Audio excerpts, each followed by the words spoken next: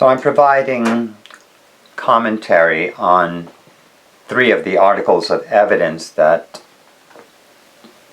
were presented during Meister Eckhart's trial at the turn of the 14th century. The 4th article reads, this is a quote from Meister Eckhart, "Also in every work, even in an evil, I repeat, in one evil both according to punishment and guilt, God's glory is revealed and shines forth in equal fashion." So chew that over for just a moment. The themes of these 3 articles is that all is God, and that God is beyond good and evil. Thus we see Eckhart presenting his teachings in a non-dual organization. Now I say it's non-dual because it's beyond good and evil, and you can see him presenting this. He's no longer wrestling with the issue.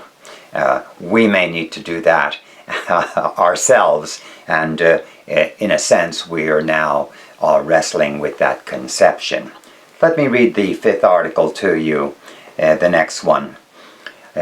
Also, writes Meister Eckhart, a person who disparages someone by the disparagement itself, that is, by the sin of disparaging, praises God. And the more he disparages, and the more gravely he sins, the more he praises God. Wow. There is an inevitability of God in everything. And that is what Meister Eckhart is pointing to. The God of his understanding is beyond good and evil. It is a comprehensive divinity. Unlike the teachings that most of us have been alerted to from the Orthodox Church that most of us participate in. And God is seen as good and kind. Evil and cruelty are not considered divine. And this is a major mistake. It is leaving us in a fractured condition, a condition of denial. It's generating a shadow effect. A shadow effect is when we deny something that's true, and that truth ends up coming in and biting us in the ass, so to speak. It intrudes into our affairs uninvitedly and, in a sense, without any type of anticipation.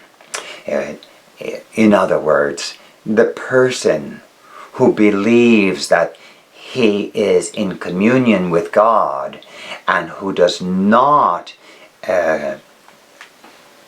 recognize the abiding presence of evil is going to be possessed by evil at some point, because it's a part of the deck.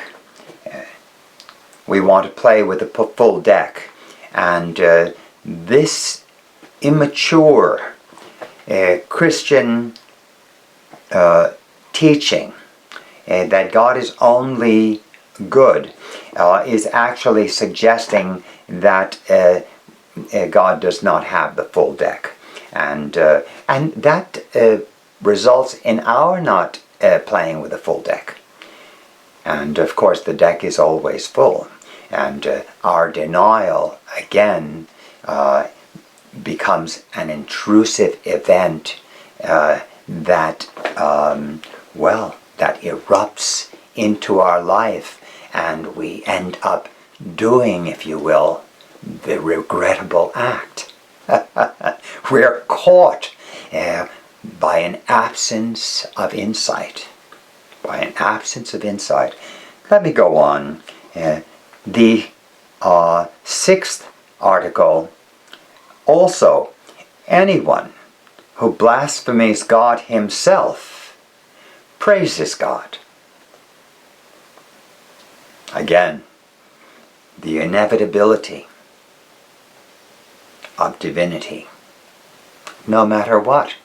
And so we see that in the divine drama of Jesus' crucifixion. Someone has to be cast as Pontius Pilate, who washes his hands of the affair. Also, there needs to be someone who places the crown of thorns on Jesus, who strikes him from the rear, moving him to carry his cross. Someone needs to do it. Someone needs to put the nail through the wrist so the body can be held up, crucified. And when you think that these people are certainly not me, we have a problem. Why? The shadow effect. We are not accepting life as it is. We are prescribing how God should be rather than how God is. So I'm bringing to your attention the savage rule of being. And we see the savage rule expressed even in the communion ritual, in which we partake of the body and blood of Jesus. This is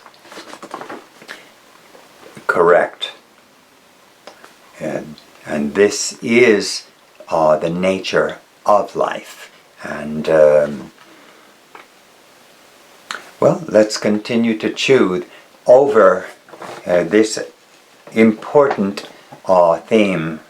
All is God, and God is beyond good and evil.